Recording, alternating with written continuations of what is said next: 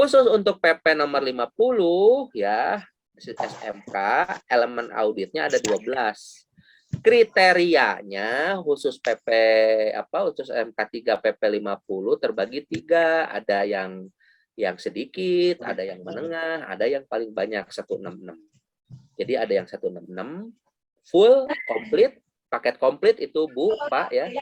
Ada yang menengah 122 dan ada yang cuma 60-an ya.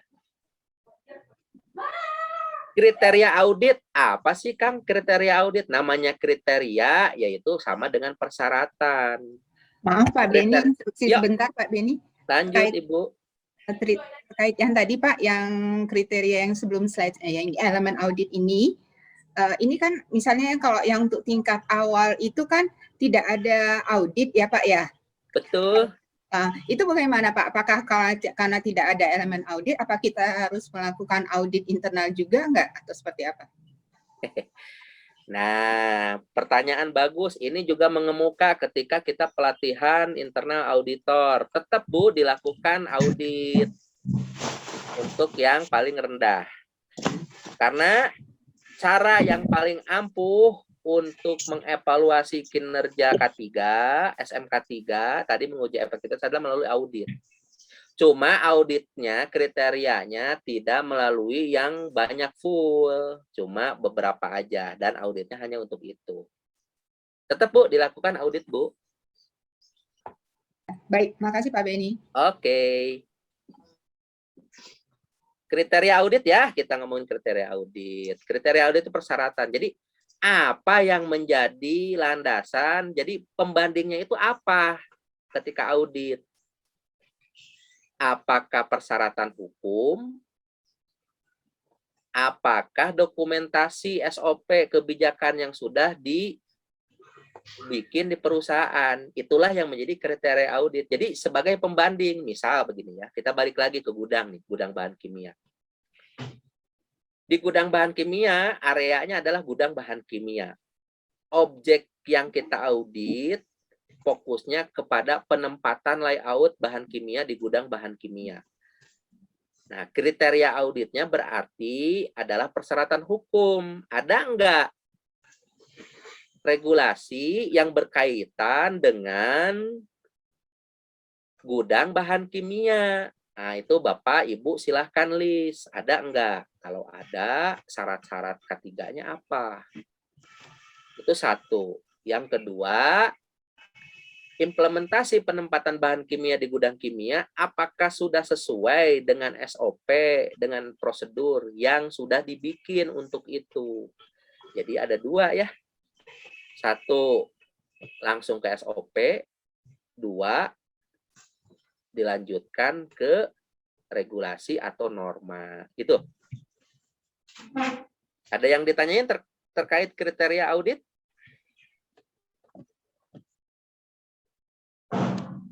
Jadi nanti ketika bikin program audit, harus disebutkan kriteria auditnya. Kriteria auditnya adalah ISO 9001,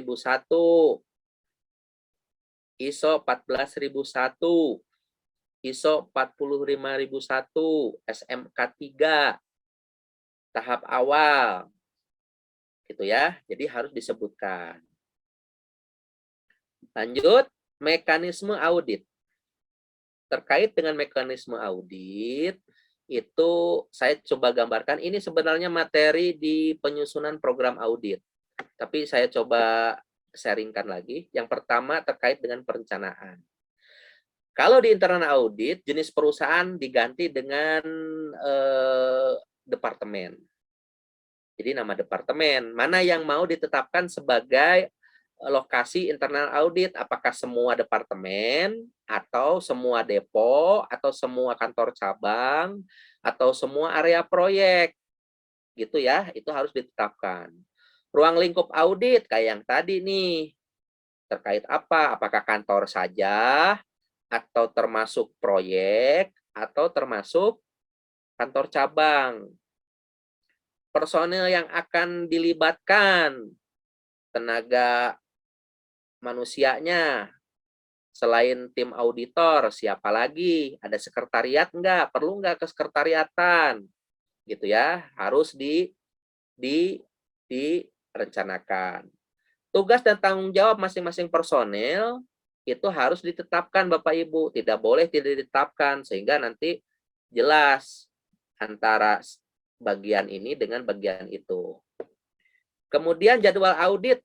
Nah, jadwal audit harus ditetapkan dan disirkulasikan.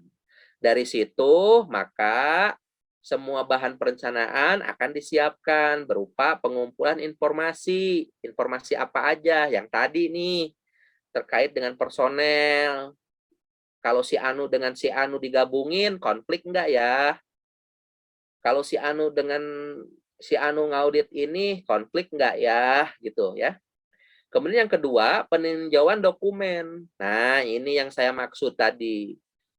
Sekretariat ISO, biasanya dokumen kontrol atau sekretariat internal audit akan mensirkulasikan, membagikan akses untuk para auditor membaca, mempelajari SOP yang ada di perusahaan. Jadi auditor itu harus membaca, setidaknya membaca 3 kali sebelum dia melakukan audit. Misal SOP terkait HIRA. Minimal dia baca 3 kali, hatamlah 3 kali membaca SOP HIRA, baru dia melakukan audit. Karena membaca sekali masih pusing, membaca 2 kali timbul pertanyaan. Dari timbul pertanyaan dia akan bertanya kepada ketua tim. Dia mengumpulkan informasi. Baru membaca ketiga dia akan paham, oh ternyata membuat HIRA sampai ke evaluasi sampai ke implementasi ternyata begini begini begini ya. Jadi kenapa dokumen harus ditinjau terlebih dahulu supaya auditornya paham apa yang mau diaudit. Jadi jangan tidak paham mau ngaudit HIRA tapi dia tidak paham prosedur HIRA, apalagi ini internal audit. Ya. Kemudian mempersiapkan tools. Tool itu artinya terkait dengan atribut audit. Jadi alat-alatnya apa? Dokumen-dokumen yang diperlukan, baik dokumen SOP maupun nanti formulir-formulir, silahkan dipersiapkan. Satu orang misalkan dibuatkan folder, kemudian satu tim auditor dibuatkan folder tersendiri yang bisa diakses oleh tim auditor itu. Jadi audit itu tidak paper tapi paperless ya. Dari situ disinkronkan dengan penjadwalan audit. Ingat Bapak Ibu, jadwal audit itu harus jauh-jauh hari diberitahu kepada auditi dan para pihak. Ya, tidak boleh mendadak. Jadwal audit di-share-nya ketika opening meeting, wah tidak boleh itu. Harus jauh-jauh hari sebelum opening meeting sehingga di situ ada diskusi bahwa saya di jadwal itu tidak bisa, bahwa saya tidak berkenan auditnya si Anu karena dulu pernah punya utang. Ya, begitu. Jadi tidak enak gitu ya. Nah, konflik of interest misalkan gitu ya. Jadi begitu.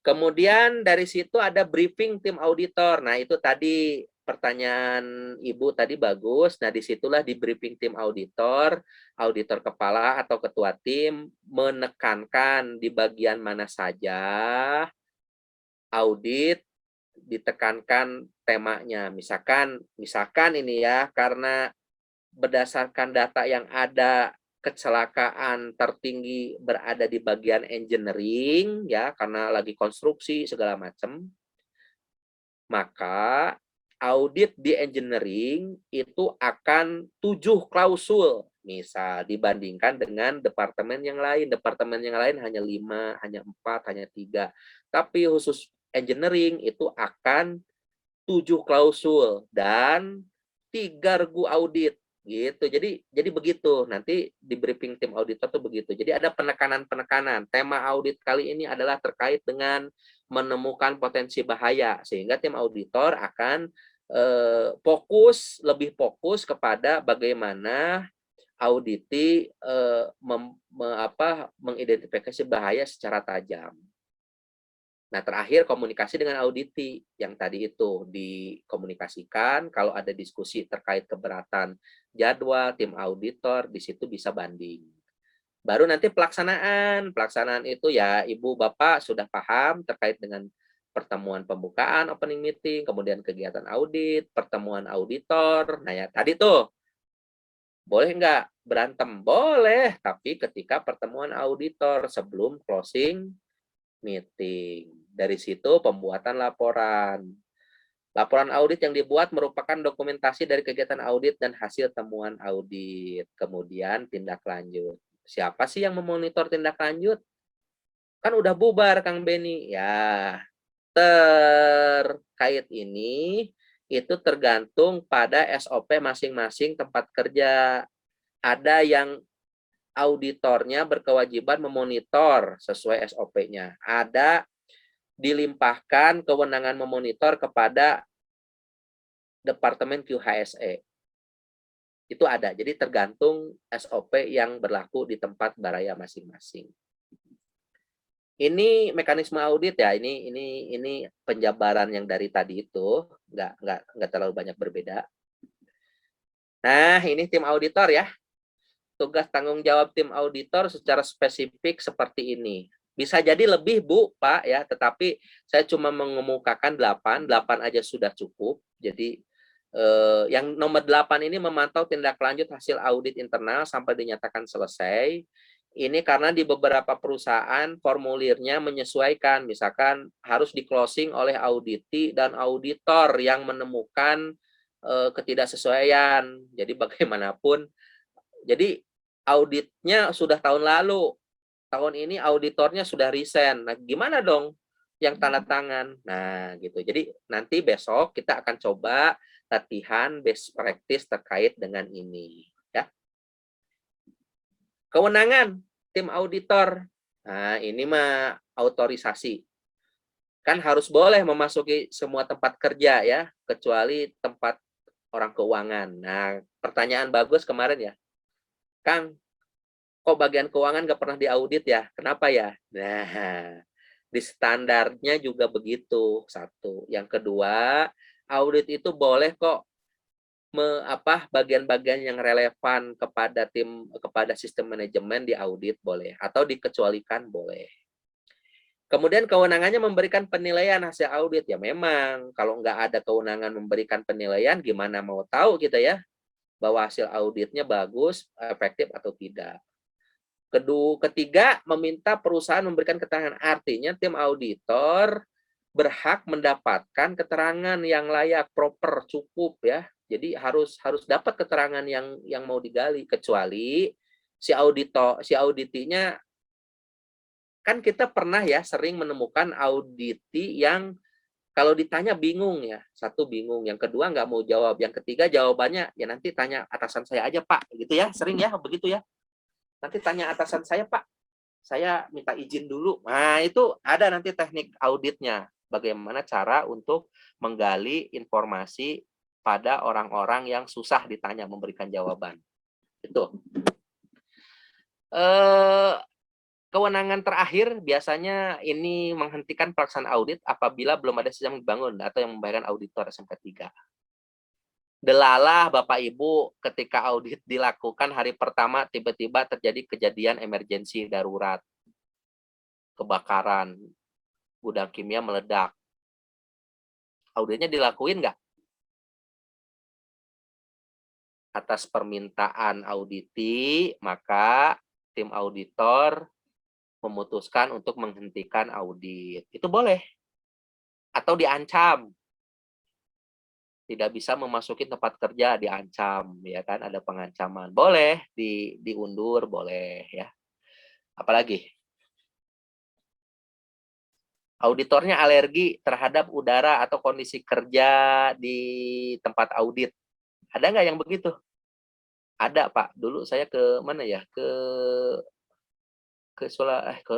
Aceh. Nah, di Aceh saya ke perusahaan yang sekarang jadi perusahaan milik negara. Nah, ruangannya itu dipenuhi oleh fiber.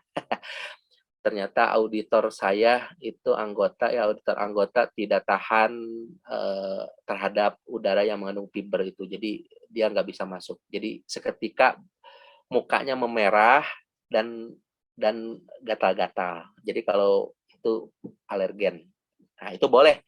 Jadi pelaksanaan audit di lokasi itu saya hentikan dan saya coret dari kriteria audit ya. Jadi boleh begitu. Nah, Bapak Ibu, jangan lupa di SOP Bapak Ibu lengkapi dengan deskripsi pekerjaan tim auditor, manajemen job desk-nya apa, sekretaris job desk-nya apa, ketua tim auditor job desk-nya apa, anggota tim auditor job desk-nya apa, sehingga tidak ada saling nyalahin. Audit menjadi jalan lancar ya. Ini nanti di akhir workshop besok mungkin ini form-form ini akan dibagikan gratis oleh admin nih, nanti ada. Jadi Bapak Ibu tinggal cop-cop aja.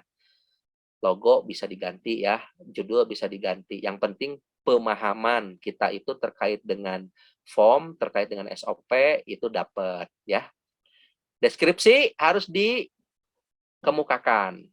Job desk-nya apa, kewenangannya apa yang tadi. Tim auditor kualitas yang diharapkan, nah itu yang tadi independen, tidak memihak auditi karena mentang-mentang teman jajan. Ingat, auditor itu harus menjadi pendengar dan pengamat yang baik. Diam aja ya, tiba-tiba laporannya banyak. Ya. Pencatat yang baik, nah ini jangan lupa. Ada auditor yang selama proses auditnya nggak pernah mencatat ya. Nah itu juga bingung juga tuh. Tapi tiba-tiba ketika report banyak banget ya resultnya, ada yang begitu. Boleh nggak auditnya minta, Pak kok nggak ada catatan? Gitu ya. Nah, itu. Tapi dalam internal audit biasanya diminta tuh Pak ya, lebih tertib administrasi biasanya. Auditornya akan bikin daftar pertanyaan, kemudian disetorkan ke sekretariat internal audit, dari situ direview oleh auditor kepala, kemudian akan direvisi atau diberi komentar. Jadi tidak melenceng biasanya kalau internal audit, kecuali di bukan internal audit, biasanya audit eksternal gitu. Auditornya kadang nunggu jawaban dari head office, misalnya dari Kuala Lumpur ya, itu susah. Pencatat yang baik, komunikatif. Nah, auditor harus komunikatif, Bapak Ibu, tidak boleh diem aja ya. Menunggu jawaban, harus komunikatif, bijaksana, tidak menyinggung perasaan auditi. Ah, ini umum aja. Memiliki pemahaman tentang audit dan auditi yang cukup. Ingat, tidak boleh kita itu buta terhadap apa yang mau diaudit, buta terhadap siapa yang mau kita audit, ya. Tidak boleh. Harus, makanya itu tadi di persiapan ada tahapan review dokumen.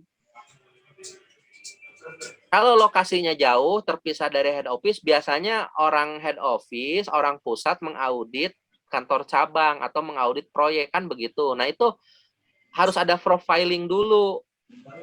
Jadi briefing tuh. Jadi si auditor yang akan diberangkatkan ke site atau ke lokasi proyek itu harus di briefing. Berapa lama dia di jalan, berapa lama dia di perjalanan udara, berapa lama perjalanan darat, apa aspek-aspek K3 selama perjalanan itu dan sebagainya. Makanya harus ada briefing.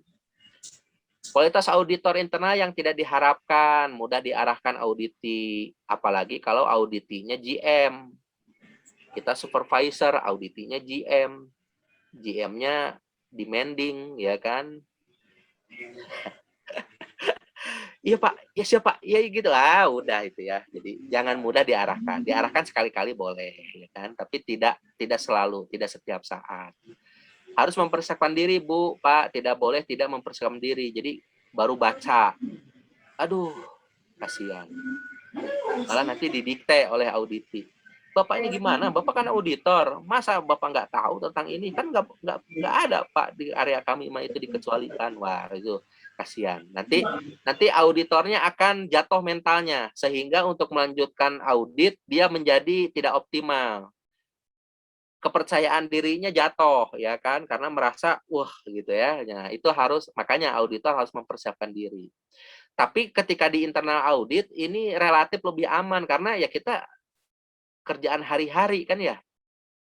Tahu nih di mana Bu Nefri suka nyimpen biskuit biasanya ya kan. Jadi tahu. Wah, jadi ketika mengaudit coba bagaimana cara bagian laboratorium menjalankan program 5R misalkan. Karena kita tahu ibu ini suka ngemil misalkan ya, kemudian ngemilnya suka dimasukin ke dalam kulkas bahan kimia, sisa ngemil nih nggak habis biskuit, kemudian digulung-gulung masukin ke kulkas. Padahal kulkasnya buat buat penempatan sampling, sampel. Nah, jadi sebenarnya internal audit itu lebih enak ya, akan lebih detail, banyak yang akan dapat temuan karena kita hari-hari mana yang boleh, mana yang tidak boleh kita tuh udah paham dan kita tahu di mana orang ngumpetin gitu ya. Jadi sehingga itu yang digali ya. Jadi digali itu artinya bukan nyari kesalahan sebenarnya, cuma nyari kesesuaian. Artinya apakah sudah sesuai. Misalkan kita tahu nih Pak Beni itu sering ngemil ya kan, dan sisa ngemilannya itu sering dimasukkan ke kulkas tempat sampel.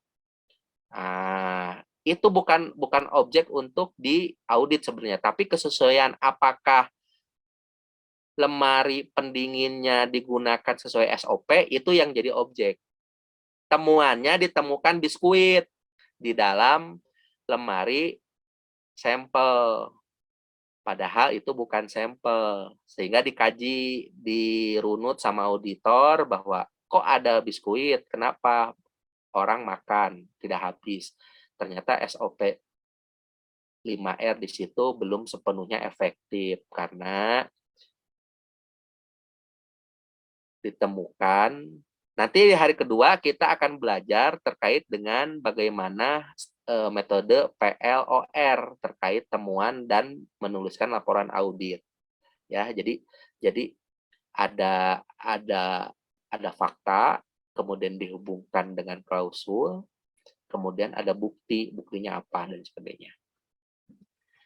Lanjut, tim auditor harus ditetapkan. Ingat, harus ditetapkan. Untuk internal audit ditandatangani oleh pejabat berwenang, boleh jadi oleh presiden direktur, boleh jadi oleh MR, boleh jadi oleh level direktur, boleh Pak. Yang penting ada SK-nya lah ya, ada surat penunjukan begitu. Ini salah satu contoh saja nih ya, saya tahun 2012 itu di perusahaan pelayaran itu ngikutin internal auditor. Nah, ini jenjang karir, Pak, Bu. Tadi pertanyaan abang kita yang di Medan itu ya, calon auditor. Nah, ini jadi gini, calon auditor, observer, junior auditor, kemudian senior auditor, kemudian auditor kepala. Ini adalah jenjang karir auditor. Sebenarnya bukan karir ya, ini karena auditor itu ya untuk level perusahaan audit internal itu kan bukan struktural, itu adalah fungsional. Jadi setiap orang bisa menjadi auditor. Yang penting kompeten dan authorized. Kalau kompeten itu tadi ada trainingnya, kalau authorized ada surat penunjukannya. Jadi kompeten dan berwenang. Beni sudah mengikuti pelatihan internal auditor, kompetensinya udah dapat, tetapi dia tidak ditunjuk oleh perusahaan sebagai auditor. Berarti saya tidak berwenang, saya hanya berkompeten sebagai auditor, tetapi saya tidak berwenang karena saya tidak ditunjuk sebagai auditor. Begitulah kira-kira ya. Nah, Beni, Pak Beni, lanjut Ibu, enggak? Terkait dengan kompetensi auditor tadi, Pak, kan sepertinya saya pernah dapat informasi khusus untuk yang SMK 3 PP 50 kan auditornya itu harus yang bersertifikat dari Disnaker. Apakah betul nggak Pak ya? Betul, Ibu. Terus gini Pak, terkait lagi, misalnya kalau di perusahaan kami, hanya misalnya 2 orang atau 3 orang yang mempunyai sertifikat yang dari Disnaker tersebut. Kemudian, apakah anggota-anggota yang lainnya itu bisa hanya pelatihan audit internal yang dilakukan oleh bukan yang bersertifikat dari Disnaker itu, Pak? Oke, tim ya. Ini ngomongin tim ya, Bu ya. Ya, Jadi, betul. misalkan yang kita ngomongin terkait dengan SMK 3 PP 50. Di PP 50 mensyaratkan kompetensi auditor baik internal maupun eksternal harus lulusan SMK 3 Kemenaker. Betul, Bu. Kalau kalau tidak ada bagaimana? Boleh nggak dengan menggunakan auditor lain dari internal? Boleh. Ingat, Ibu, di SMK 3, internal audit wajib nggak? Ya, yang PP 50 wajib ya, Pak? Wajib. Iya. Berarti harus ada internal auditor. Iya. Nah, kalau internal auditornya terbatas bagaimana? Boleh nggak merekrut internal Yang auditor dari, yang lain? ya, yang lain. Nggak, Boleh misalnya tadi nggak? Pak, ada 2 orang aja yang bersertifikat yang SMK 3 Disnaker atau Kemenaker, tapi anggotanya itu yang pelatihan internal biasa aja gitu, yang tidak Boleh, bersertifikat. Ibu. Oh, Tapi yang boleh. menyusun laporan harus Ya. yang sudah bersertifikat. Oh, gitu. Ya, baik. Jadi Ibu membagi 2 timnya. Saran saya Ibu membagi 2 timnya. Lead auditor masing-masing tim yang sudah memiliki sertifikat auditor internal SMK 3. Misalkan Beni dengan Cahyadi. Beni timnya dengan Dewi. Cahyadi timnya dengan misalkan dengan Badu. Nah, Dewi dan Badu boleh belum internal auditor SMK 3. Tetapi ketika melakukan pelaporan itu Beni dan Cahyadi lah yang memberikan laporan untuk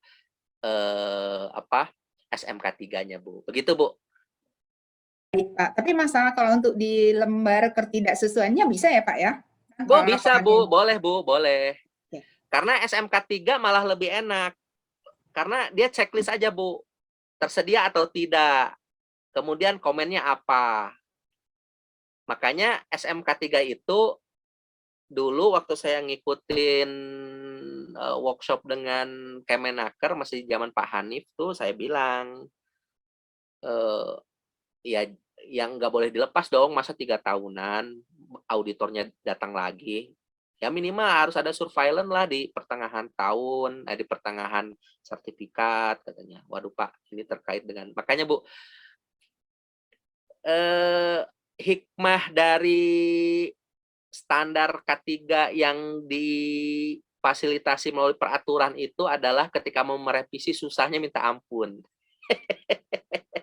Karena peraturan, Bu, namanya peraturan pemerintah ya undang-undang kita paham lah, kita harus melalui kajian akademis, melalui lobby-lobby dengan parlemen.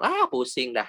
Makanya kalau sebenarnya kita paham untuk 3 tahunan itu sangat aneh ya, sangat maksudnya ya masa dilepas sih udah 3 tahun gitu pemerintah audit pertama kali udah gitu 3 tahun lu baru datang lagi gitu kan ini apa gitu ya laporan setahun sekali kan laporan internal audit harus ya Ya, harus tuh dilaporin baik, Pak. ya gitu tapi ya itu Pak Bu kita autokritik lah terhadap regulasi yang jalan di kita termasuk PP 50 ini. Saya sih Pak termasuk Beni, orang yang mengusulkan di pertengahan 3 tahun itu harus ada surveillance lah. Kalau enggak nanti ya aneh aja gitu 3 tahun Ya, baru datang lagi.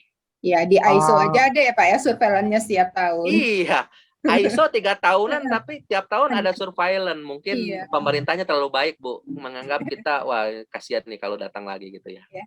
Baik, makasih Pak Beni. Makasih Bu. Pak Beni, saya mau nanya, Lanjut. apakah ada perbedaan sertifikat uh, auditor yang SMK 3 keluaran BNSP dengan yang Kemenaker? Bingung saya. Begini, kalau acuannya, jadi begini, di Indonesia itu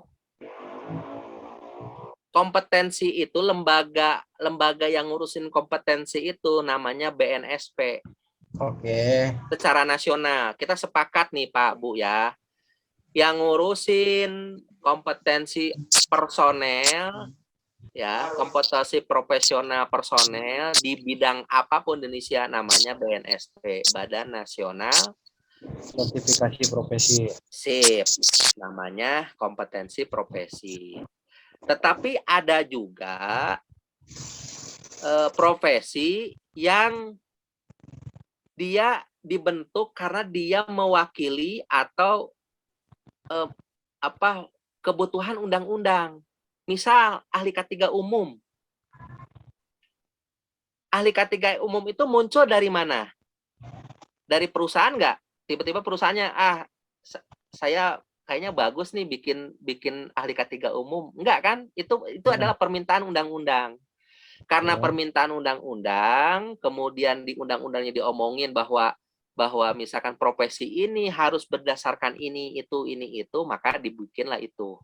Termasuk di dalamnya adalah auditor SMK 3. Ingat, tadi saya bilang, kompeten itu ada dua. Auditor itu atau ahli K3 itu ada dua. Lihat deh di setiap ini. Kompeten itu satu, berpengetahuan, berketerampilan, dan bersikap. Sikap. Nah, Itu baru kompeten nih Pak Asdimen sama Bu Nefri. oke. Belum berwenang. Kewenangan mengaudit ada pada Kemenaker untuk menunjuk orang atau badan. Paham nggak maksud saya nih? Belum Pak. Nih, Masih gini. blank saya nih. Satu-satu ya, Mas Dimen ya. Soalnya begini, saya kemarin waktu di trainingkan sama perusahaan itu yang sertifikat auditornya yang BNSP. Nah, kita tadi bicaranya kan yang Kemenaker. Nah, makanya saya bingung ada perbedaan atau bagaimana. Ya, sebenarnya begini. Ini kita ngomongin kewenangan dan kompetensi ya. Ya. Nih, satu-satu ya. Boleh. Untuk menjadi ahli K3, saya mengikuti training pembekalan ahli K3. Benar ya? Benar. Saya mengikuti 8 hari training ahli K3. Oke? Oke. Kemudian di hari ke-9 saya mengikuti ujian. Ujian, benar. Oke, lulus. Oke. Saya ketika lulus dinyatakan berkompeten sebagai ahli K3. Ya. Apakah saya langsung jadi ahli K3? Tidak. Iya dong. Ahli K3-nya harus diputuskan oleh negara, oleh menteri, oleh dirjen. Disitulah makanya kita mempunyai SKP. Paham ya? Paham. Nah, sehingga di setiap profesi kita itu selalu melekat dua istilah itu. Satu, kompetensi. Dua, kewenangan. Kalau kita sudah ngikutin pelatihan, kita sudah berkompeten. Oke. Tetapi kalau kita belum ditunjuk oleh perusahaan, oleh lembaga sertifikasi, oleh negara, kita belum berwenang. Nah, balik lagi ke pertanyaannya. Pak Beni, pelatihan auditor yang saya jalanin itu BNSP. Katanya Kemenaker. Sekarang lihat di sertifikat Bapak Ibu yang tanda tangan sopo. Bentar. Yang tanda tangan Direktur Eksekutif dari LSP, Pak. Dari Ya. LSP. Dan Ketua Dewan Pengarah atau Chairman, itu yang tanda tangan. Ya. Yang gambar Garuda. Siap. Semua sertifikat yang dikeluarkan oleh BNSP pasti ada lambang Garudanya. Siap. Ya, jadi begini, nanti dari situ, nah Pak Asdimen sudah berkompeten untuk menjadi seorang internal auditor. Kewenangannya ditetapkan oleh Menteri melalui badan sertifikasi dan atau melalui pimpinan perusahaan. Kalau sudah begitu, tinggal minta surat penunjukan dari pimpinan perusahaan bahwa Mas Asdimen sudah memenuhi kualifikasi sebagai auditor melalui pelatihan BNSP, dan ini saya nyatakan sebagai auditor di perusahaan saya. Itu namanya kewenangan. Kewenangan. Jadi Baik. Mas Asdimen sekarang tinggal minta surat penunjukan ke pimpinan di perusahaan kalau Mas Asdimen sebagai internal auditor. Tapi kalau nanti Mas Asdimen sudah berpengalaman 1 tahun internal auditor, bisa Mas Asdimen menjadi observer atau auditor junior di lembaga sertifikasi. Nah, kalau lembaga sertifikasi berarti di luar tempat kerja Mas Asdimen kan? Nah, Ya. itu harus mempunyai surat penunjukan, bukan dari tempat kerja Mas Asdimen, tapi dari misalkan lembaga sertifikasi atau dari negara, dalam hal ini Kemenaker, begitu. Oke, sip. Paham, Bang. Jadi kalau Kemenaker, jadi begini, posisi Kemenaker itu, dia bisa sebagai pemberi training, bisa sebagai pemberi kewenangan. Oh, begitu. Kalau BNSP hanya pemberi training aja, pemberi kompetensi, bukan kewenangan. Benar, benar. Baik. Tapi kewenangan itu syaratnya orangnya harus kompeten. Tidak boleh orang yang tidak kompeten dikasih kewenangan. Itulah kenapa SIM nanti Perpol yang baru kalau membuat SIM, ya kan, harus melampirkan sertifikat Mengemudi. Kursus nyetir. Nyetir atau mengemudi. Karena SIM itu dulu itu adalah kewenangan dan kompetensi. Kalau sekarang karena ada itu, jadi sebagai bukti kewenangan. Kita berwenang mengendarai kendaraan bermotor di jalan raya. Kompetensinya bukan polisi yang nentuin, tapi kursus-kursus itu, tempat kursus-kursus itu. Nah, itu sama dengan Kemenaker dan BNSP. BNSP-nya sebagai tempat kursus les nyetir mobil, Kemenakernya SIM-nya kepolisian. Gitu, Mas Asdimen. Siap. Atur nuhun, Pak, informasinya. Mangga.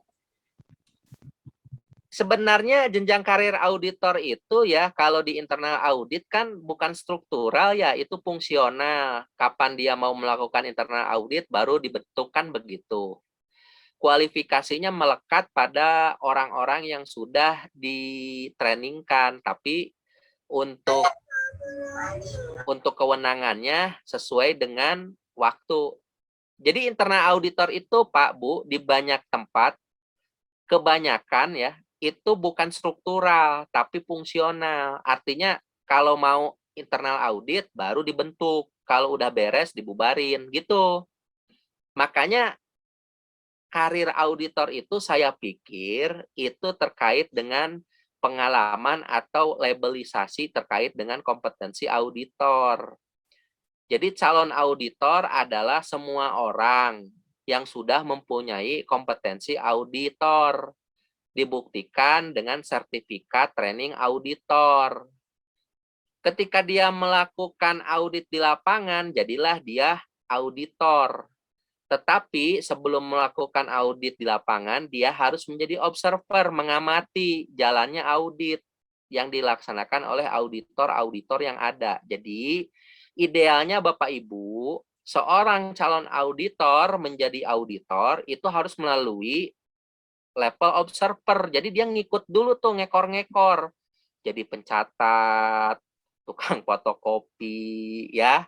Karena dia belum mendapatkan kewenangan menjadi auditor. Baru tahun kedua, biasanya baru diusulkan kepada direksi untuk menjadi tim internal auditor. Jadilah dia auditor internal, statusnya mungkin masih auditor junior. Nah, Pak Beni, berapa lama auditor junior dengan auditor senior? Tidak ada batasan. Di beberapa lembaga sertifikasi ada yang 1 tahun bisa naik, ada yang 2 tahun baru boleh naik. Ini tidak ada batasan waktu, tetapi kebanyakan antara 1 sampai 2 tahun. Auditor junior menjadi auditor senior. Pak Beni, ada yang dimaksud dengan lead auditor apa? Itu kedudukan seseorang auditor dalam tim audit. Sama kayak main bola. Di main bola juga kan ada kapten. Begitu.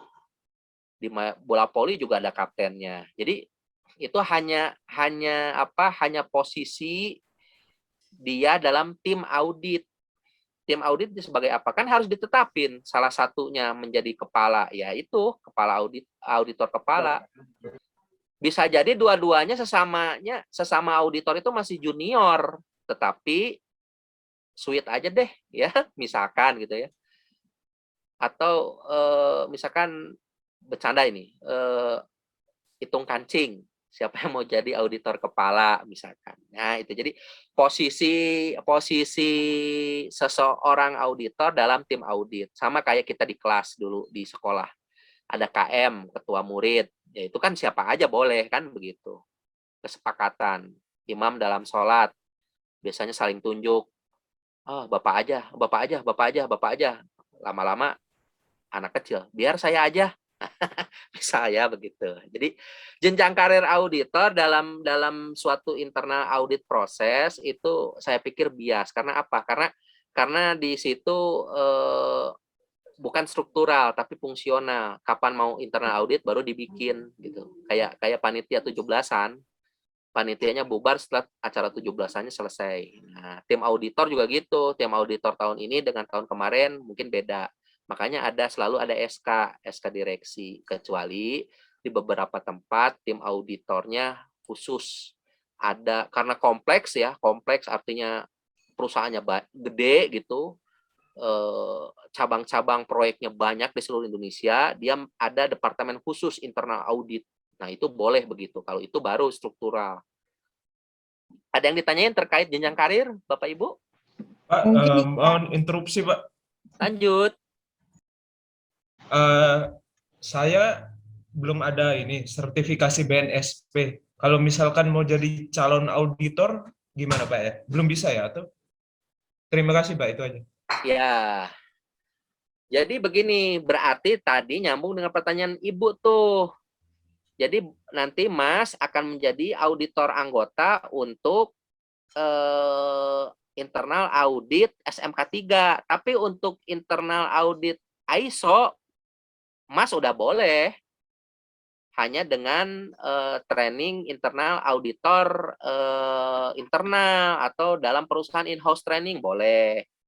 Lewat standar ID boleh. Gitu. Ya, makasih banyak Pak ya. Ya boleh, tapi khusus nanti jadi laporannya begini Baraya, semua Bapak Ibu. Internal audit khusus untuk SMK 3, nanti laporannya itu berupa laporan yang melampirkan checksheet atau checklist daftar isian temuan audit, lebih mudah. Tetapi yang tanda tangan di situ haruslah auditor yang sudah memenuhi kualifikasi auditor SMK 3 Kemenaker. Tapi untuk internal audit yang lain, Mas yang sudah hanya memiliki sertifikat internal auditor training boleh. Jadi trainingnya aja nanti laporannya aja yang dibedakan. Jadi ada 2, internal audit report untuk ke perusahaan, internal audit report untuk ke Kemenaker gitu. Ya, terima kasih Pak. 86 Pak. Siap. Yang lain Bu? Mangga. Pertanyaan Pak Beni. Oh, lanjut Pak. Ya, ini Pak Beni misalnya ini kan kita di proyek ya. Di proyek itu kalau sudah pekerjaan mendekati 70% dari nilai kontrak kan biasanya diadakan audit. auditnya internalnya klien sih Pak. Kita kan cuman pelaksana, mereka menunjuk lagi kayak semacam konsultan untuk mengaudit kita. Itu kita perlu pertanyakan nggak Pak ya ke mereka, apakah mereka mempunyai sertifikasi auditor atau enggak. Terus yang kedua, kalau misalnya auditornya sendiri nggak paham benar sama pekerjaan yang kita kerjakan, kadang-kadang kan tuh miss-nya banyak tuh Pak. Nah itu gimana menjembatani antara auditor yang ditunjuk sama pihak klien dengan kita pelaksananya di lapangan Pak. Siap Pak Joko, terima kasih. Ada 2 pertanyaan terkait tempat kerja yang berkarakter project. Jadi begini Baraya semua ya, yang punya pengalaman K3 di project itu, biasanya di beberapa periode tertentu diadakan audit. Audit itu biasanya dari pihak pemberi kerja ya.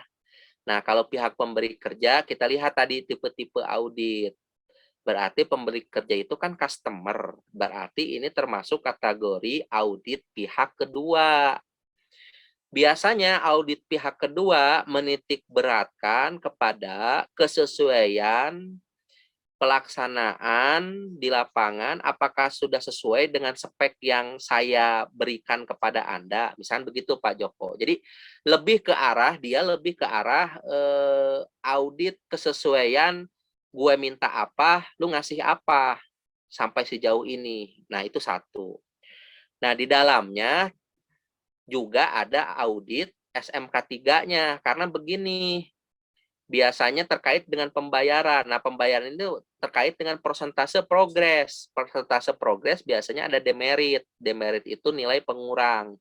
Kalau banyak kecelakaan dikurangi 0,01%, kayak begitu-begitu. Itu satu. Jadi pengertian di proyek itu kita diaudit oleh owner atau oleh klien itu merupakan audit pihak kedua dan itu boleh.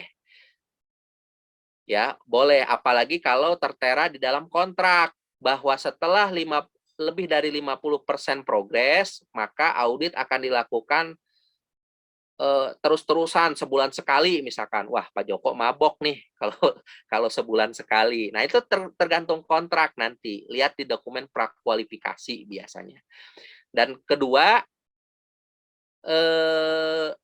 bagaimana jika customer atau klien kita itu, pemilik proyek, mendelegasikan auditnya ke pihak lain. Boleh, Pak. Misalkan ya, pelanggan atau customer menunjuk saya dari PT Tasbita gitu untuk mengaudit Pak Joko. Nah, kriteria audit yang digunakan adalah kriteria audit misalkan Permen PU misalkan ya tentang konstruksi. Nah, itu boleh. Yang penting Bapak harus memeriksa satu, apakah saya berwenang, berkompeten. Satu kompeten. Kompeten itu Tasbita apakah lembaga audit? Bukan. Kalau lembaga audit mana SK dari Kemenakernya bahwa Tasbita Logistik Indonesia sebagai lembaga audit. Satu. Yang kedua, lembaga Tasbita itu mewakili kliennya Pak Joko, pemilik proyek, misalkan Sumarekon. Misal ya Sumarekon nih, si Pak Daniel. Nah, Pak Daniel itu kan harus pakai SK, Pak, harus pakai surat penunjukan bahwa misalkan Tasbita ditunjuk sebagai perusahaan audit untuk mengaudit di proyeknya Bapak Joko misalkan gitu ya, yang dikerjakan oleh Pak Joko. Nah, itu harus ditanyain, Pak. Dua. Yang ketiga, dari situ personel-personel yang diterjunkan kepada Bapak ketika mengaudit, Bapak juga berhak meminta, audit itu boleh meminta. Misalkan yang diterjunkan adalah Beni Cahyadi, Dewi Mayasari, misalkan. Nah, itu harus melampirkan bukti-bukti bahwa dia sudah kompeten, kemudian bahwa dia juga ditunjuk oleh misalkan Tasbita. Jadi perusahaannya harus kompeten dan berwenang, orang-orang ditunjuk harus kompeten dan berwenang. Ketika Bapak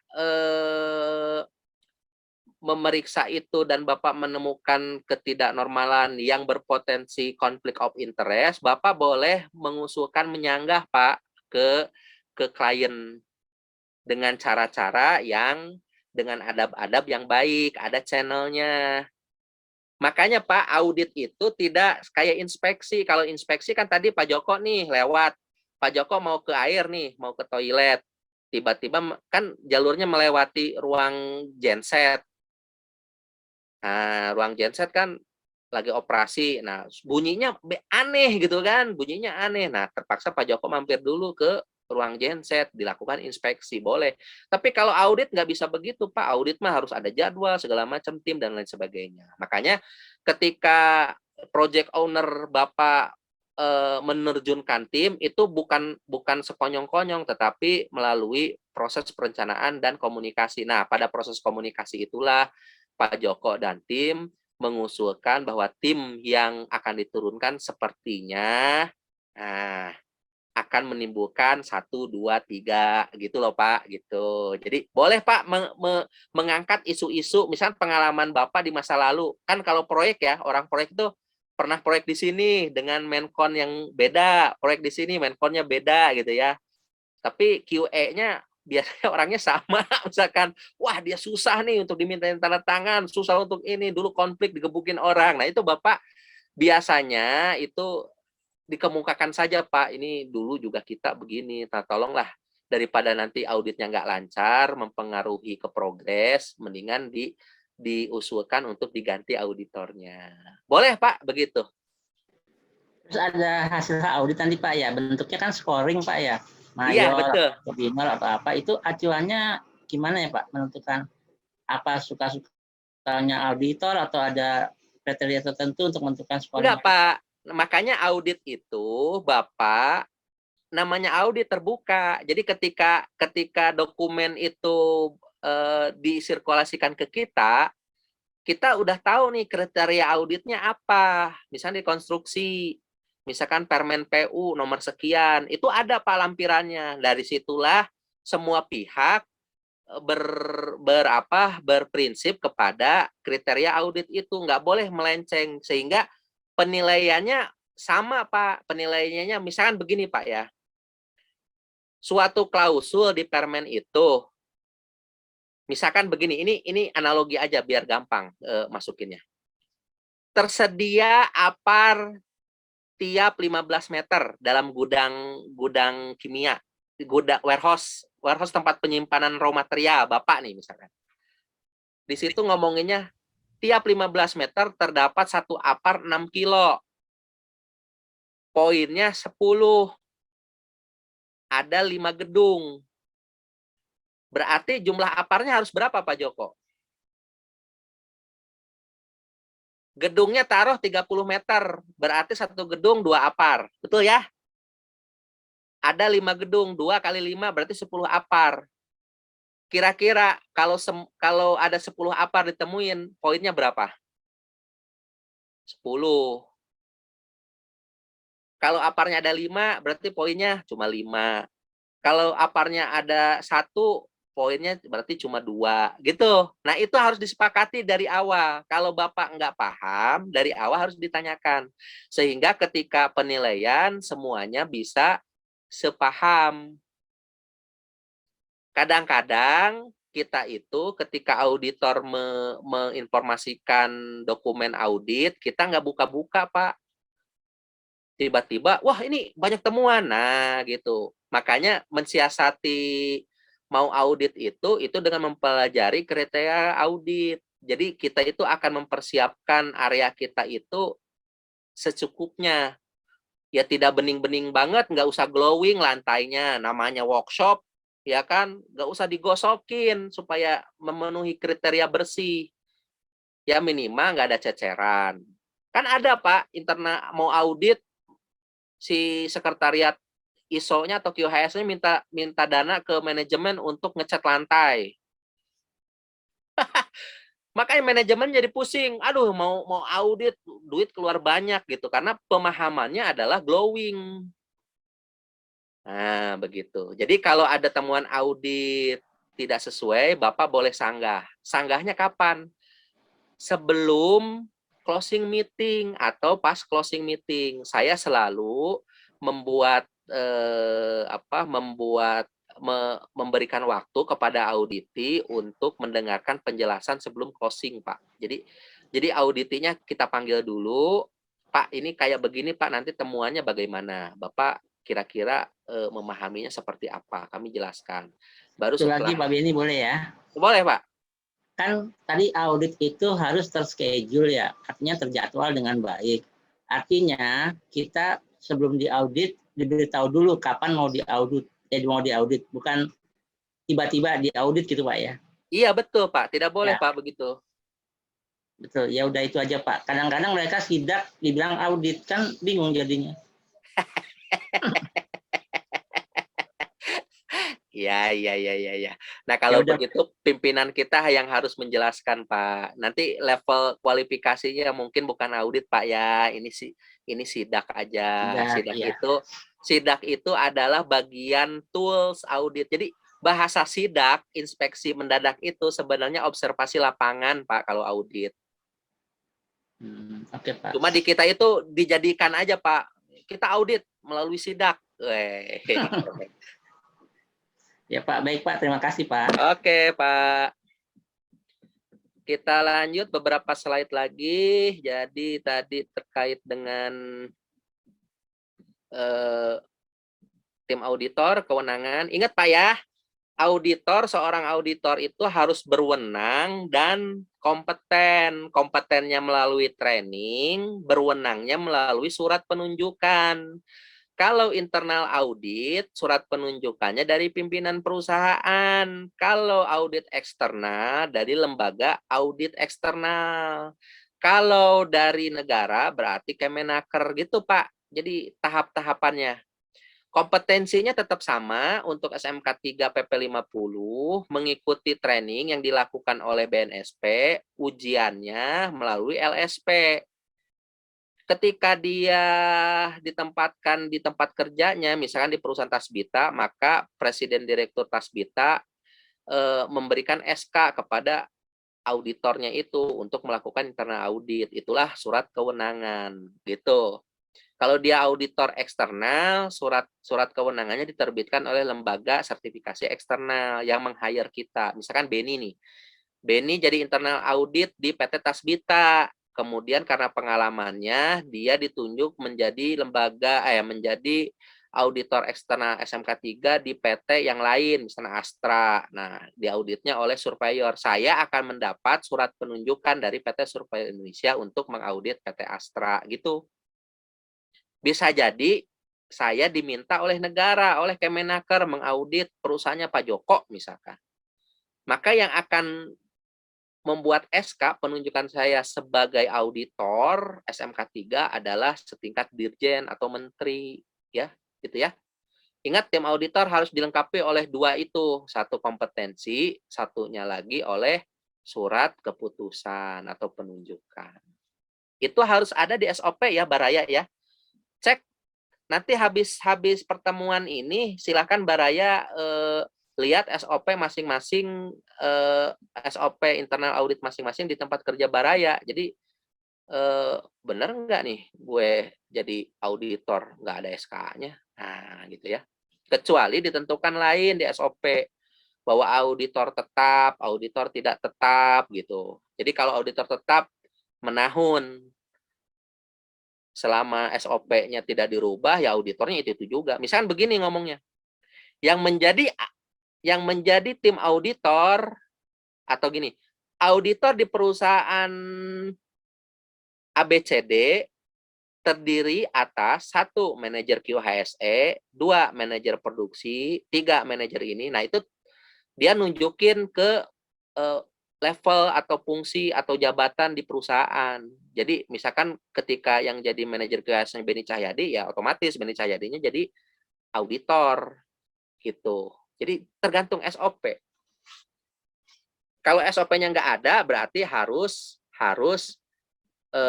membuat surat penunjukan, ya, gitu. Kemudian jenjang karir udah. Instrumen audit, instrumen. Namanya instrumen kan kita tahu ya, instrumen itu artinya alat ya atau sarana. Jadi alat-alat apa yang dibutuhkan atau sarana apa yang dibutuhkan untuk audit.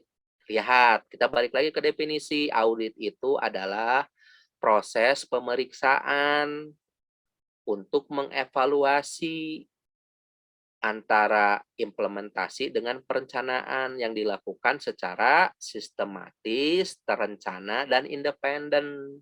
Nah, sarananya apa?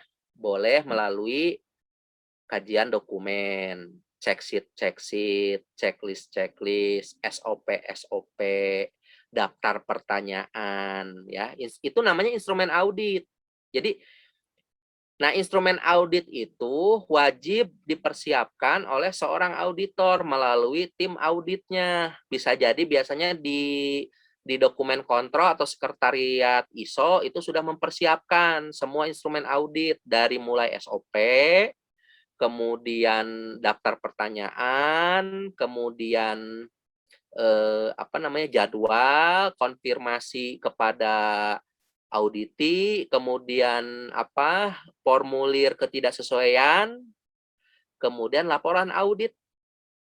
Itu biasanya sudah disiapkan berupa form-form atau formulir-formulir yang wajib diisi ketika melakukan audit. Jadi kalau ada pertanyaan, sebutkan instrumen audit. Nah, terdiri dari dokumen-dokumen. Pak, foto-foto gimana Pak? Hasil rekaman jadi bukti nggak? Jadi instrumen audit. Jadi itu namanya bukti objektif, ya. Terutama ketika melakukan internal audit secara virtual, bukti-bukti dikirimkan atau diperlihatkan secara virtual, boleh. Rekamannya harus dibuktikan melalui capture dari pelaksanaan audit. Misalkan saya Beni Cahyadi mengaudit Mas Jeremy, jadi capture-nya itu harus ada saya dan ada Mas Jeremy, gitu. Nanti silahkan direvisi SOP internal auditnya di masa pandemi ini harus menyesuaikan melalui mekanisme MOC, Management of Change. Instrumen audit ada yang ditanyakan terkait instrumen audit, ini yang banyak Pak. Jadi bawa SOP, bawa daftar pertanyaan, bawa daftar regulasi. Siapa yang bawa? Biasanya observer, Pak, kalau di audit itu. Jadi auditornya nggak bawa-bawa banyak dokumen, minta ke observer. Tolong dong ambilkan regulasi terkait dengan penyimpanan B3. Nanti si observernya nyari, ngasihin. Nah, nanti si auditornya akan memperlihatkan kepada auditi, Pak, ternyata dalam penyimpanan bahan kimia ada regulasi yang diacu. Misalkan Permenaker nomor 5. Ini, Pak. Nah, silakan Bapak baca. Ternyata di sini kita temukan banyak sekali yang tidak sesuai. Gitu. Jadi nanti diperlihatkan. Nah, kita akan lanjut ke ini cepat, metodologi dan teknik audit. Teknik audit adalah cara-cara yang ditempuh auditor untuk memperoleh pembuktian dalam membandingkan keadaan yang sebenarnya dengan keadaan yang seharusnya. Ingat, audit itu tadi ya, proses mengevaluasi dengan cara membandingkan yang dilakuin dengan apa yang direncanain. Artinya apa yang keadaan yang sebenarnya dengan yang seharusnya. Seharusnya itu kan harus sesuai SOP. Keadaan yang sebenarnya itu yang diimplementasikan di lapangan. Itulah sebabnya auditor harus meminta auditi untuk satu, menunjukkan dokumen, menjelaskan, atau memperagakan. Nah, jadi teknik audit itu cuma 3 itu aja. Show me the document, explain the document, please describe. Jadi gitu. Jadi 1, tunjukkan dokumennya. Ada enggak dokumennya? Kedua, tolong jelaskan.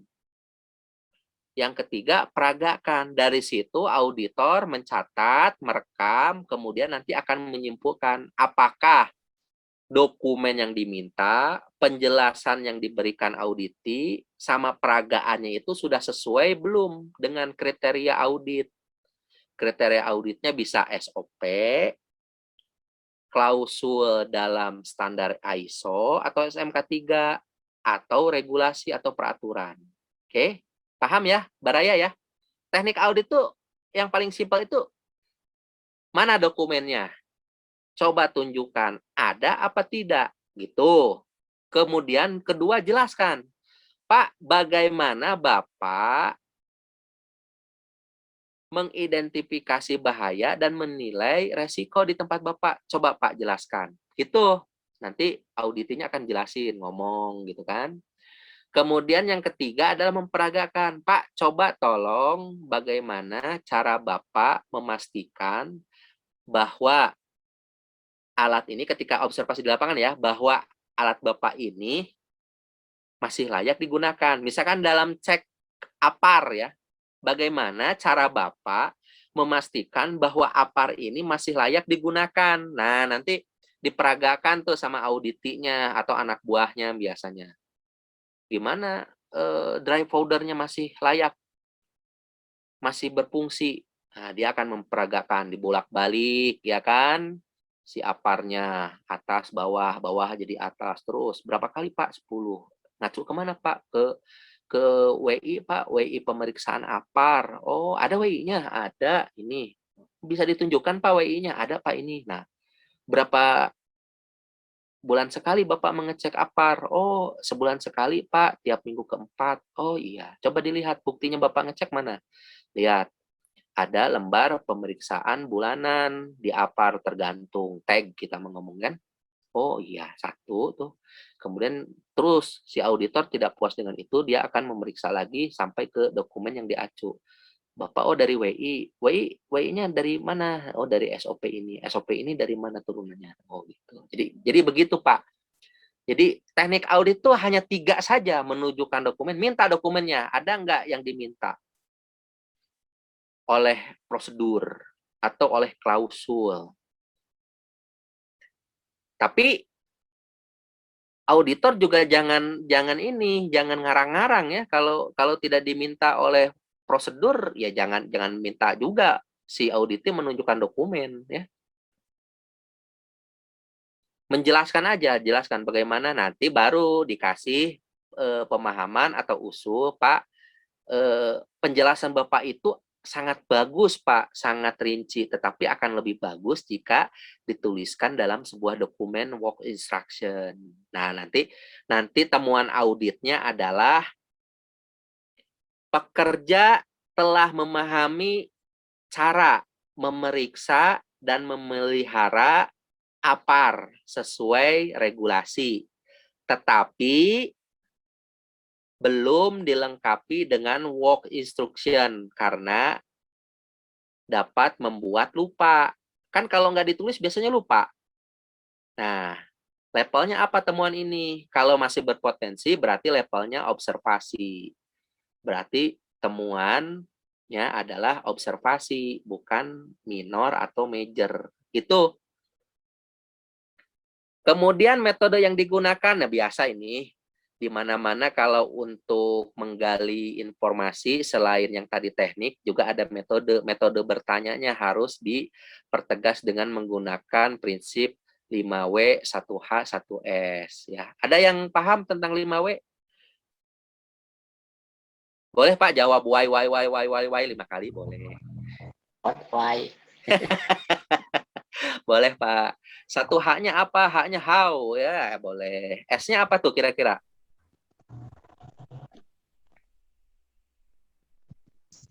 Kalau teknik bertanya ini sebenarnya untuk menggali, Pak. Tapi untuk di internal audit ya, karena kita hari-hari sudah sering, sudah tahu, dan sudah paham. Jadi biasanya ada nggak dokumen ini, coy? Sini deh, gue lihat. Wah ini nggak ini nih, nggak update. Orang di departemen gue aja udah update, biasanya begitu. Udahlah, updatein deh ya. Gue jadiin temuan. Nah, biasanya begitu tuh kalau internal audit. Itu kalau pelaksanaannya begitu. Tapi di laporan harus benar nulisnya. Ya, ditemukan dokumen Misalkan apa? Dokumen SOP nomor sekian terkait penyimpanan bahan kimia di warehouse. Sudah kadaluarsa misalkan. Tidak sesuai dengan peraturan Menteri nomor 5 tahun 2020 gitu ya. Jadi begitu. Kemudian observasi aktivitas dan kondisi lapangan. Ini harus gemba. Gemba itu artinya datang ke lapangan, berkunjung, visit gitu. Itu namanya observasi aktivitas kondisi lapangan. Pak, di lapangan bawa apa? Bawa dokumen.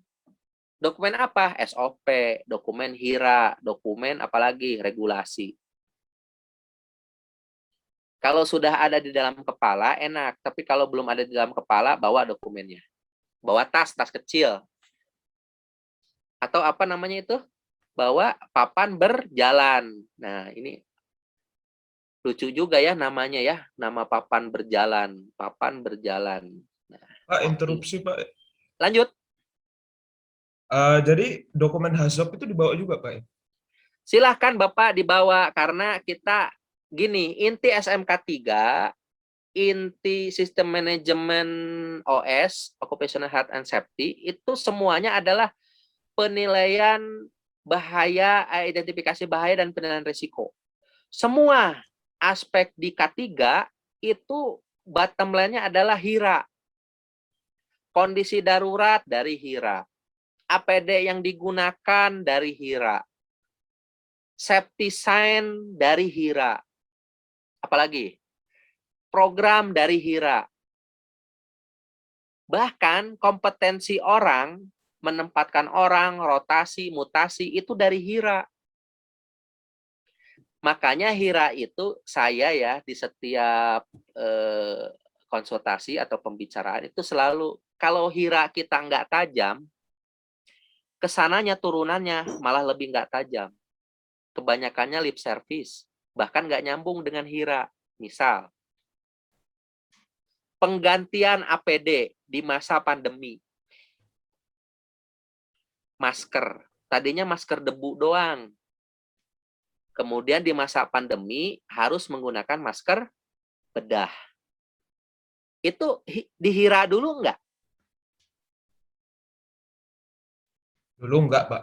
Nah, aku yakin enggak. Harusnya melalui mekanisme MOC, manajemen of change, itu diajukan, diakses lagi. Kenapa perlu penggantian APD masker? Dari cuma masker debu menjadi ditambah masker medis. Yang tadinya maskernya bukan N95 menjadi N95. Itu semua dari HIRA, dari asesmen, diakses lagi semua. Setiap lokasi itu harus ada HIRA-nya. Trik ya, tips untuk menjadi seorang auditor yang kompeten, memahami HIRA di dalam kepala. Ini bukan di luar kepala, kalau di luar kepala menyontek. Di dalam kepala, artinya begini. Kalau kita ke mana? Ke lapang parkir, tempat parkir truk, dengan kita ke gudang kimia, HIRA-nya akan beda. Tapi auditor itu sesuai pengalamannya dan pengetahuannya akan memiliki pengetahuan tentang generik HIRA. Angkat angkut, ya kan, operasi mesin panas. Nah, jadi begitu, tidak blong begitu seorang auditor itu. Makanya untuk training internal auditor itu minimal 16 jam. Unit kompetensinya itu ada 8. Karena kita cuma 4 jam aja 2 hari, makanya saya ngomonginnya workshop. Silahkan tanya jawab, karena saya yakin sudah punya SOP, sudah sering jadi internal auditor, dan sebagainya. Jadi khusus untuk internal audit, untuk in-house training, itu 16 jam pelajaran.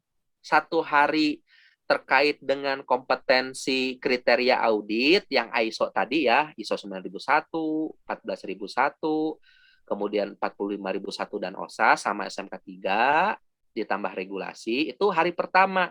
Hari keduanya terkait dengan teknik audit, metodologi audit, pelaporan, Gitu. Nah, sekarang kita hanya melakukan exercise terkait dengan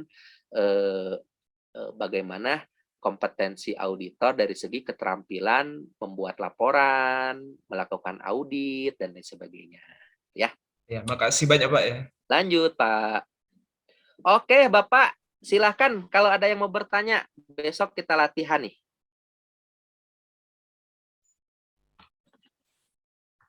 Cek, Mas Kang Denny. moderator, Halo. yo. Terima kasih Kang Denny atas penjelasannya cukup lengkap, interaktif, sampai lebih dari 1 jam ini Kang. Nah, Ya, karena waktu sudah lebih 1 jam, minta tolong teman-teman isi link post-testnya yang sudah saya kirim di kolom Zoom. Nah, mungkin satu lagi pertanyaan, silakan open mic sebelum saya tutup.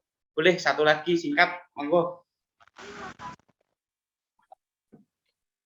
Monggo Pak, saya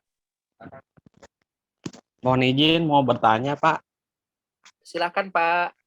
Ya, itu tadi terkait penggantian masker ya. Apakah perubahan bentuk dari tempat cuci tangan yang desainnya awalnya dia posisinya di depan terus tiba-tiba dia berada di dinding, apakah itu harus melalui mekanisme manajemen of change juga Pak? Ya. Terima kasih Pak. Siap, ini pertanyaan bagus. Ini dikemukakan kemarin juga melalui WA Group ya. Jadi manajemen of change itu segala sesuatu perubahan yang dilakukan untuk meningkatkan produktivitas, efektivitas, keselamatan kerja, intinya tidak boleh menimbulkan bahaya dan resiko yang tidak dimanage. Mentang-mentang hasil audit langsung dirubah ini itu tanpa melalui asesmen. Itu intinya manajemen of change itu. Jadi tidak semau gue, tidak sekarap saya, tidak sekarap mereka, melalui mekanisme. Mekanisme apa? Mekanisme satu, ada identifikasi alasan. Apa alasannya diganti atau berubah? Satu. Kedua, apakah perubahan ini menimbulkan ekses lain? Makanya harus diakses, harus diidentifikasi bahaya dan penilaian harus dinilai resikonya kembali. Yang tadinya di bawah tempat cuci tangan dipindahkan ke atas, jaraknya tadinya misalkan 50 menjadi 65, penambahan 15 cm ke atas itu berpengaruh enggak pada segi ergonomik? Misal, tempat cuci tangan tadinya di belakang, dekat kantin, sekarang harus di depan, di area posko security. Bagaimana hubungan itu dengan misalkan pencemaran lingkungan? Karena yang digunakan adalah sabun. Dari mana sumber airnya? Pasti nambah air. Narik air dari mana? Bagaimana area penerangan untuk shift 2 di tempat cuci tangan, area terbuka. Ketika musim kemarau, misalkan area tempat cuci tangan pasti akan basah. Kalau basah mengundang binatang melata yang penyuka basah. Bagaimana asesmen terhadap itu? Banyak, Pak.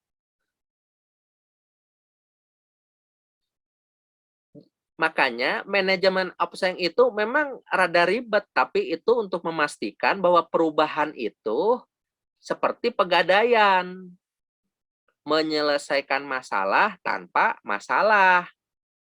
Jadi jangan meng-close masalah, menimbulkan masalah. Nah, itu manajemen of change itu. Nanti di manajemen of change itu ada juga apakah perubahannya ini temporer, tetap. Nah, itu juga akan diakses. Kalau temporer berapa lama? Kalau tetap ya sudah, apa yang dibutuhin gitu. Itu tadi yang saya kemukakan hanya contoh-contoh kecil saja yang terkait dengan pandemi.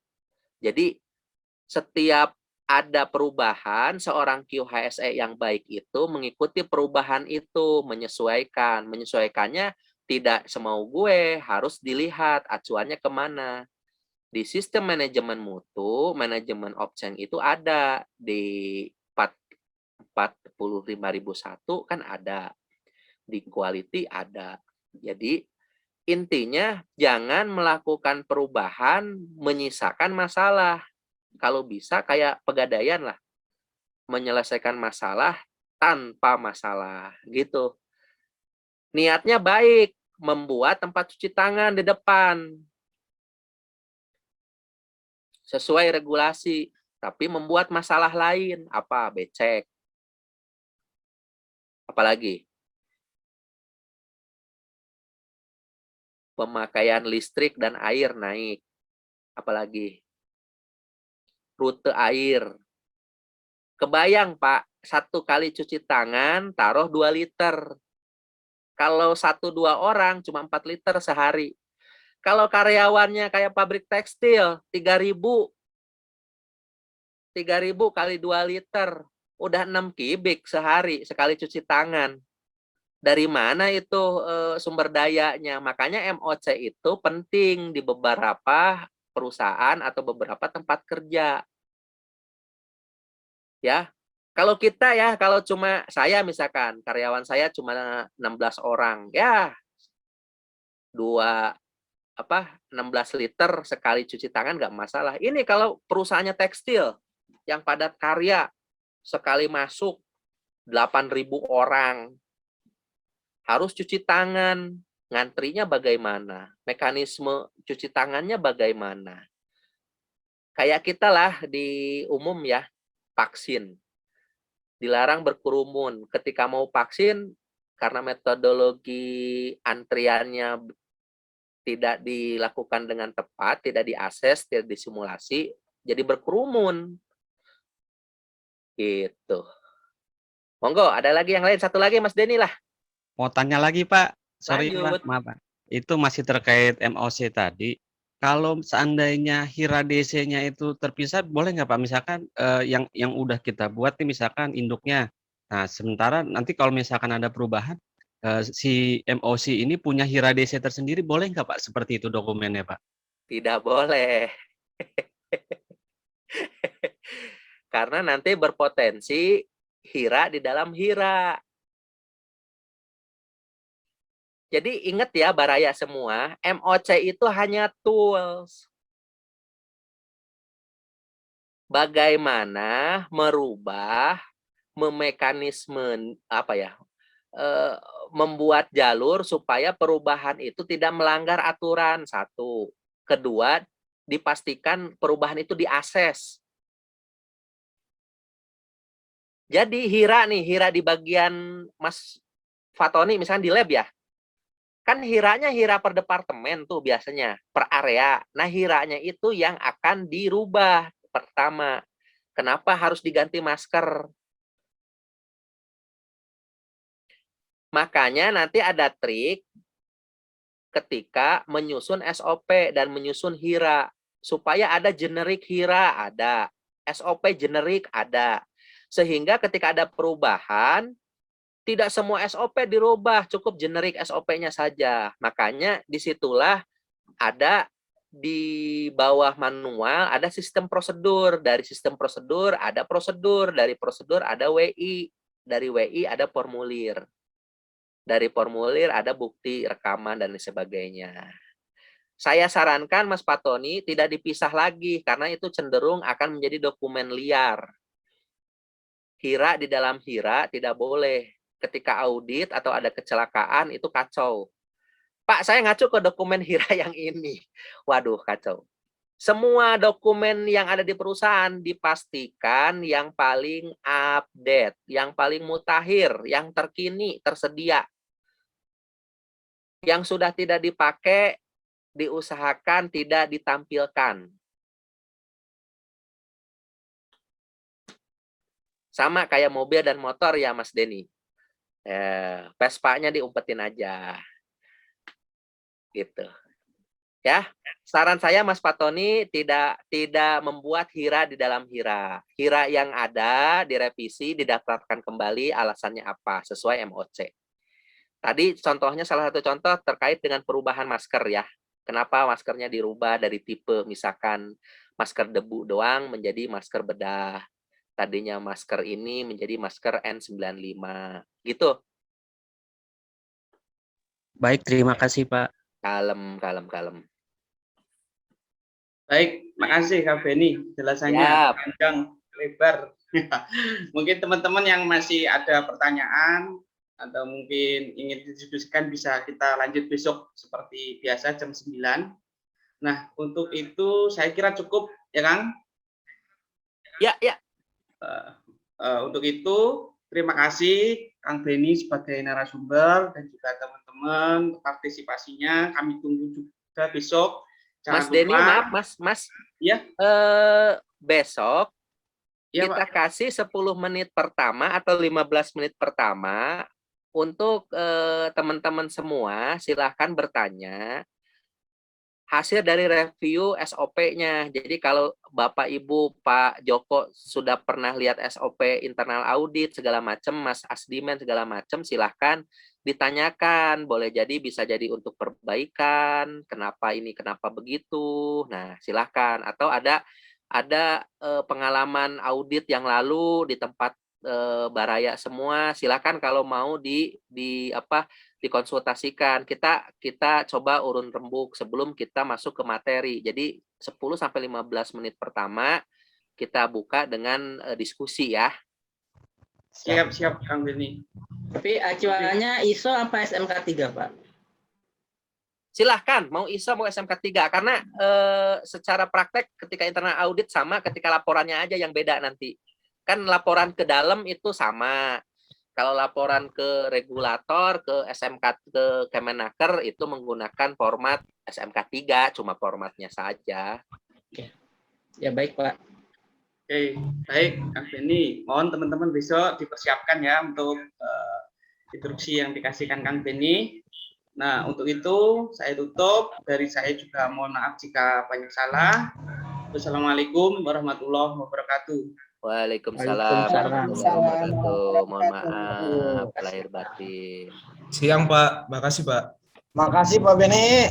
Lanjut Pak, tetap semangat Pak. Siap.